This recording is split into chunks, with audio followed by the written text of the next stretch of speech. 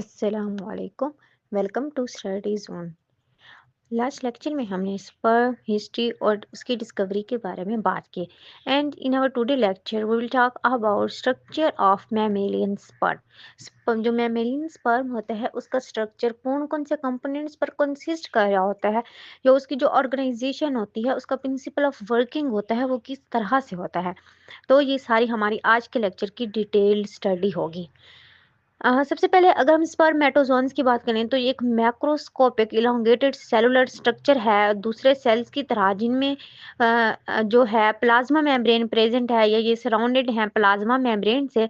लेकिन ये जो इनके मेम्ब्रेन है इसके अंदर स्पेशल रिसेप्टर्स प्रेजेंट है जो कि स्पर्म को अलाउ करते हैं कि वो कीमो रिएक्टेंट्स के थ्रू, अट्रैक्टेंट्स के थ्रू, जो फिरोमोन्स वगैरह हो गए, उनको रिस्पॉन्स करें या फिर एग के साथ इंटरैक्ट करें। जो मेमेलियन स्पर्म होता है उसको फिर फर्दर 3 पार्ट्स में डिफरेंशिएट किया गया है। जो फर्स्ट है उसे हेड का नाम दिया जाता है, सेकंड पार्ट को मिडल पीस कहा जाता है और थर्ड पार्ट को टेल या फ्लैजेलम कहा जाता है। तो इनके पार्ट्स की डिटेल स्टडी हम करते हैं। सबसे पहले अगर हम हेड की बात करें तो हेड जो है वो एक्रोसोम और न्यूक्लियस पर कंसिस्ट कर होता है। और जो शेप होती है हेड की स्पर्म के अंदर, वो डिफरेंट स्पीशीज में डिफरेंट होती है। कुछ में ये पेयर की तरह अपीयर्ड होता है और कुछ में ये स्पून शेप होता है। फॉर एग्जांपल मैन की अगर हम बात करें, और लेंथ की अगर बात करें तो ये 0.05 मिलीमीटर इन लेंथ होते हैं, और जो टोटल स्पर्म की लेंथ होती है मैन के अंदर वो 0.06 मिलीमीटर होती है। और इसका जो हेड है वो फिर फर्दर एक्रोसोम या न्यूक्लियस पर कंसिस्ट कर रहा होता है। जी, तो अगर हम एक्रोसोम को देखें तो जो एक्रोसोम है ये स्पर्म हेड में प्लाज्मा मेम्ब्रेन के दरमियान न्यूक्लियस की टिप पर प्रेजेंट होता है। इसके अलावा ये यूनिट मेम्ब्रेन से बॉन्डेड होता है और इसकी जो फॉर्मेशन होती है वो गोल्जी अपरेटस से होती है। ये जो मेम्ब्रेन है ये कवर कर रही होती है एक्रोसोम को। इसके अलावा ये कवर करती है इंटीरियर हाफ न्यूक्लियस का भी, और ये एक डबल लेयर शीट जो है इसके न्यूक्लियस के ऊपर वो प्रेजेंट होती है। और जो इंटायर मेम्ब्रेनियस स्ट्रक्चर है इसको कैप का नाम दिया जाता है। एक्रोसोम की अगर बात करें तो एक्रोसोम के अंदर लैक्टिक एंजाइम्स होते हैं, लाइक एसिड फॉस्फेट फॉस्फेटेज हो गया, कैथेप्सिन हो गया, हेलोरोनिडाइजेज हो गया। तो ये सारे जो एंजाइम्स हैं ये लैक्टिक एंजाइम्स हैं और ये इसके अंदर प्रेजेंट होते हैं। इन एंजाइम्स का बेसिकली काम क्या होता है कि ये जो एंजाइम्स हैं ये डिसॉल्व करते हैं एग कवर्स को फर्टिलाइजेशन के दौरान। इसके अलावा ये एस्टैब्लिश करते हैं एग और एग के साइटोप्लाज्म के दरमियान कनेक्शन और एग की प्रोडक्शन को एक्टिवेट करते हैं। कुछ स्पीशीज में जो ग्लोब्यूलर एक्टिन प्रोटीन है वो स्पर्म न्यूक्लियस और एक्रोसोमल वेसिकल्स के दरमियान में प्रेजेंट होती है। और ये जो प्रोटीन्स हैं ये फिंगर लाइक एक्रोसोमल प्रोसेस के लिए हेल्प करती हैं, जिसमें जो स्पर्म है वो अर्ली स्टेज ऑफ फर्टिलाइजेशन में रिलीज होता है।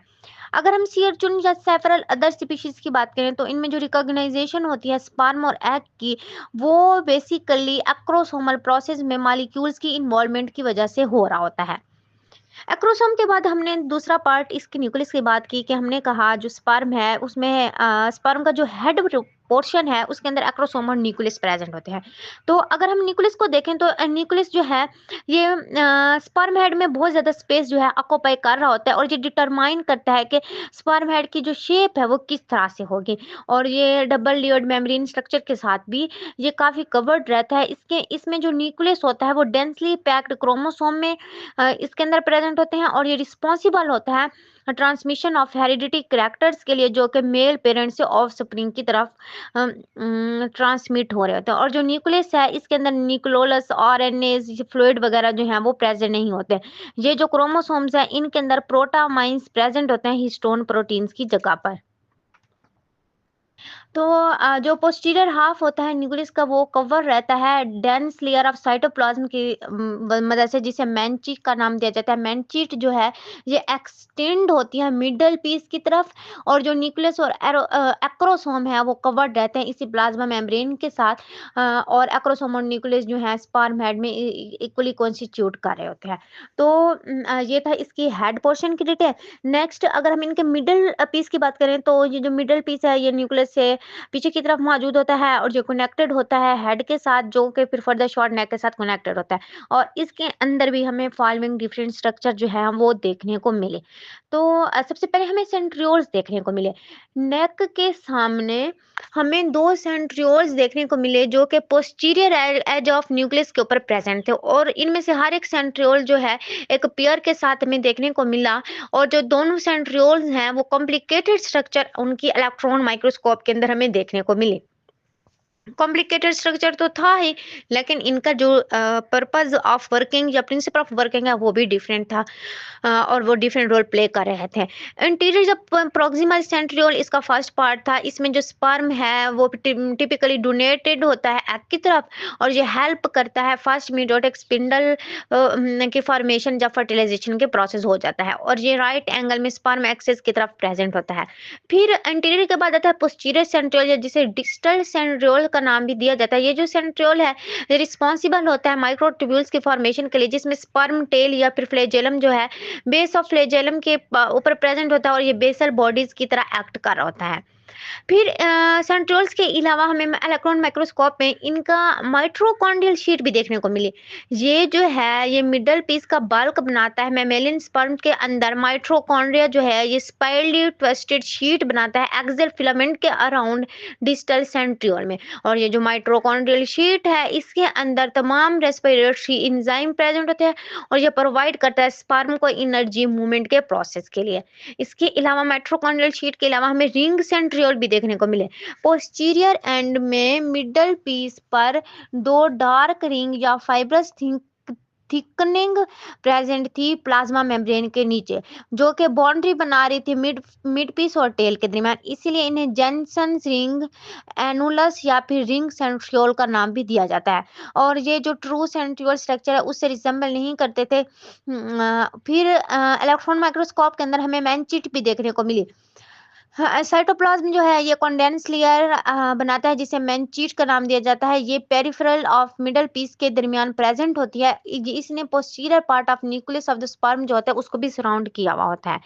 फिर आता है टेल या फ्लैजेलम। ये लॉन्गेस्ट पार्ट होता है स्पर्म बॉडी का, और इसकी जो मूवमेंट होती है स्पर्मेटोजोन्स को मूवमेंट जो होती है वो हेड की तरफ फॉरवर्ड होती है, और जो टेल होता है स्पर्म का उसके अंदर सिंगल फ्लैजेलम होता है। और जो जो फ्लैजेलम होता है इसके फिर फर्दर टिपिकल फ्लैजेलर स्ट्रक्चर होता है, और जो होल एरे ऑफ फ्लैजेलर फाइबर्स होते हैं उन्हें एक्सियल फिलामेंट का नाम दिया जाता है। अच्छा, अगर हम इसके structure of single flagellum of tail of sperm की बात करें तो एक्सोनिम हमें सबसे पहले देखने को मिले। एक्सोनिम क्या थे? ये मेजर मोटर पोर्शन था फ्लैजेलम का, जिसे एक्सोनिम कहा गया। ये एक ऐसा स्ट्रक्चर था जो माइक्रोट्यूब्यूल्स से फॉर्म किया गया था, और जिसमें एमिनेटिंग फॉर्म्स ऑफ सेंट्रियोल जो है वो स्पर्म न्यूक्लियस की बेस पर प्रेजेंट थे। अगर हम इसके स्ट्रक्चर की बात करें एक्सोनिम के, तो जो एक्सोनिम का कोर है उसके ऊपर 2 सेंट्रल माइक्रोट्यूब्यूल्स जो है वो 9 डबलेट माइक्रोट्यूब्यूल्स रिंग रोज के साथ सराउंडेड है। और एक्चुअली जो 1 माइक्रोट्यूब्यूल ऑफ ईच, इसमें ओनली 1 जो माइक्रोट्यूब्यूल होता है डबलेट का वो कंप्लीट होता है, जिसके अंदर 13 प्रोटोफिलामेंट्स होते हैं, और जो अदर होता है उसके अंदर सी शेप होते हैं, या फिर ओनली 11 प्रोटोफिलामेंट्स जो हैं वो प्रेजेंट होते हैं। और ये जो है इंटरकनेक्टेड होते हैं प्रोटो फिलामेंट्स, और ये डाइमेरिक प्रोटीन ट्यूब्यूलिन से मिलकर बने होते हैं।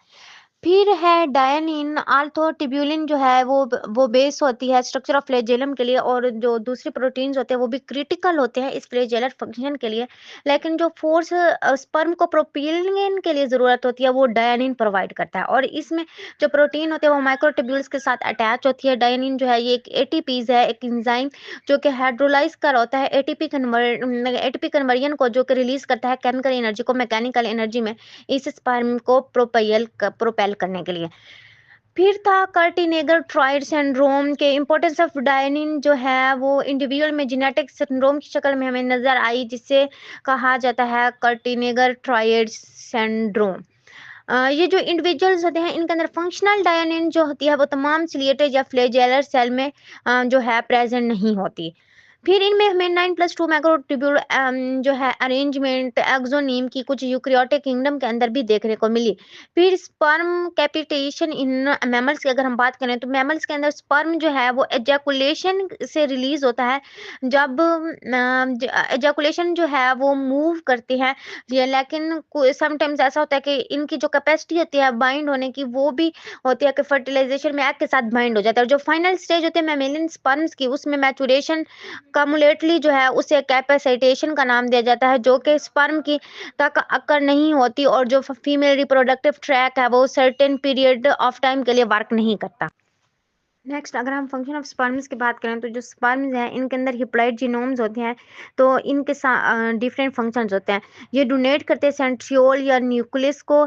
इसके अलावा ये मोटेलिटी प्रोवाइड करते हैं कि जो स्पर्म है उसको मोटेलिटी देंगे जो कि एक्टिवेट होगा मेल बॉडी से रिलीज होने के लिए। फिर पेनिट्रेशन इनटू एग्स लेयर के जब एग की जो फॉर्मेशन है उसका प्रोसेस होगा कुछ प्रोटेक्टिव लेयर्स के थ्रू, तो फर्टिलाइजेशन में जो स्पर्म है वो पेनिट्रेट होगा इन लेयर्स में, और जो बॉन्ड्स हैं वो डिफरेंट प्लेसेस में केमिकली जो है ब्रोक हो जाएंगे, वो स्पर्म जो है पेनिट्रेट हो जाएगा। फिर है कि ये इनकी बाइंड होते हैं ये एग के साथ। स्पर्म जो है इनके अंदर स्पेसिफिक केमिकल्स होते हैं उन जिनके रिसेप्टर जो है एग सरफेस के पास प्रेजेंट होते हैं, जो कि एग के साथ बाइंड हो जाते हैं। इन लास्ट एग एक्टिवेशन का भी काम करते हैं कि जब ये फिजिकली एग के साथ बाइंड होते हैं तो उसको एक्टिवेट कर देते हैं। तो ये था मेमेलियन स्पर्म स्ट्रक्चर की डिटेल स्टडी। आई होप से सो कि आपको इस लेक्चर की क्लियर अंडरस्टैंडिंग हो गई होगी। नेक्स्ट लेक्चर में हम टेस्टिक्युलर स्ट्रक्चर को डिस्कस करेंगे। इस रिलेटेड आपका कोई भी क्वेश्चन हो आप कमेंट बॉक्स में पूछ सकते हैं। Thanks for watching my lecture.